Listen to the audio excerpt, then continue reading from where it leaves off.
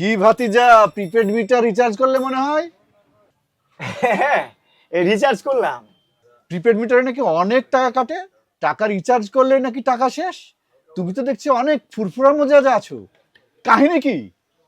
না না, কথাটা সত্য না, এটা মানুষের বোঝার ভুল। শোনেন, এই প্রিপেড মিটারের বিলের রেট আর পোস্টপেড মিটারের বিলের রেট একই। প্রিপেড মিটারে বিল বেশি আসার কোনো সুযোগ নাই। আর ডিমান্ড চার্জের কথা বলি, এই পোস্টপেড মিটারের ডিমান্ড চার্জ যা, ওই প্রিপেড মিটারের ডিমান্ড চার্জ একই। শুধুমাত্র আর সরকারি যে ব্যাপারগুলো আছে, এই ভ্যাট ট্যাক্স আগে যেমন দিতে হতো, এই এখন ভ্যাট ট্যাক্স দেওয়া লাগে। মিটার ভাড়া আমি কেন দিব, আর কতদিনই বা দিব, একটু বলেন তো। শোনেন, এই নতুন মিটার নিতে গেলে এখন জামানত দেওয়া লাগে না, আর বাজার থেকে ওই মিটারও কেনা লাগে না। আগে একটা সংযোগ দিতে গেলে, মিটার নিতে গেলে কি হতো, 4 থেকে 5,000 টাকা খরচ হতো। আর এখন মাত্র 1,000 থেকে 1,200 টাকার মধ্যেই অফিসে জমা দিলেই সুন্দর করে মিটার দিয়ে যাচ্ছে। মিটারের দাম কিন্তু অনেক বেশি। হ্যাঁ তাই তো, একেবারে মিটার কিনে নেওয়ার চাইতে মাসে মাসে ভাড়া দেওয়া হয়তো ভালো, কিন্তু প্রতি মাসে রিচার্জ করলে আবার মিটার ভাড়া এবং ডিমান্ড চার্জও কি কাটবে? আরে বাবা না না, প্রতি মাসে প্রথমবার যখন রিচার্জ করবে তখনই কেবল মিটার ভাড়া এবং ডিমান্ড চার্জ দিতে হবে। ওই মাসের মধ্যে যতবারই ওই রিচার্জ করা হোক না কেন, একটা টাকাও কাটবে না। শুধুমাত্র নিয়ম মাফিক ভ্যাট ট্যাক্সটা দিতে হবে, এর বাইরে অন্য কিছু না।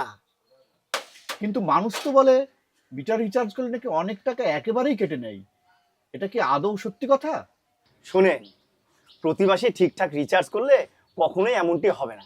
কিন্তু আপনি যদি ওই 2 মাস বা 3 মাস পরে রিচার্জ করেন, তাহলে মনে হবে যে কি যে এই যে ডিমান্ড চার্জ এবং মিটার ভাড়া অনেকগুলো একসাথে বিল দিতে গিয়ে আপনার মনে হবে যে অনেক মনে হয় কেটে নিল। তো আসলেই এরকম হয় না, ওরা ঠিকঠাক মতো হিসাব করে।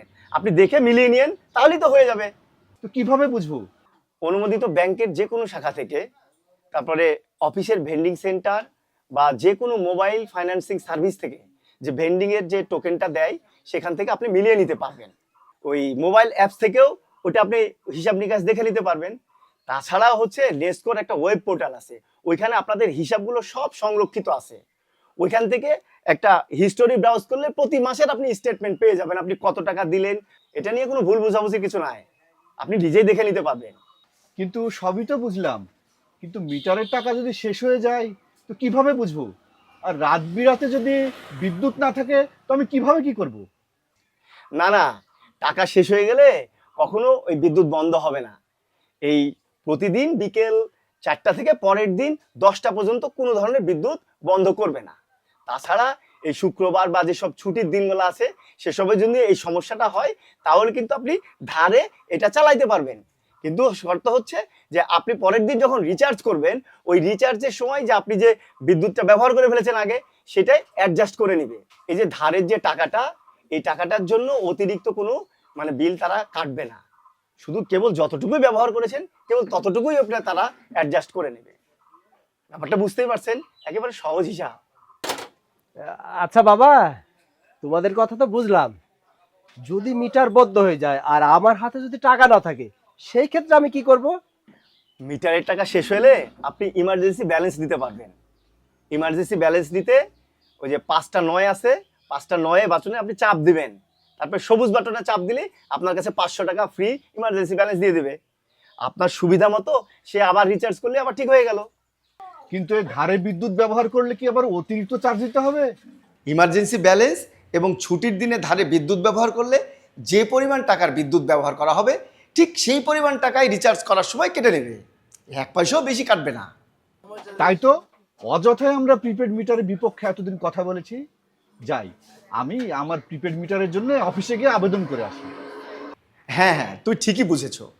প্রিপেড মিটারেও আগের মিটারের মতোই সরকারের নির্ধারিত এনার্জি চার্জে বিল করা হয়, কোনো অতিরিক্ত চার্জ নেয় না। তাছাড়া গ্রাহক এখানে রেয়ার সুবিধা পাচ্ছেন, সচেতন হয়ে বিদ্যুৎ বিল নিয়ন্ত্রণ করতে পারছেন। তাছাড়া এই ওভার রিডিং আন্ডার রিডিং যে বিলের ঝামেলাটা আছে, সেখান থেকে মুক্ত থাকতে পারছেন।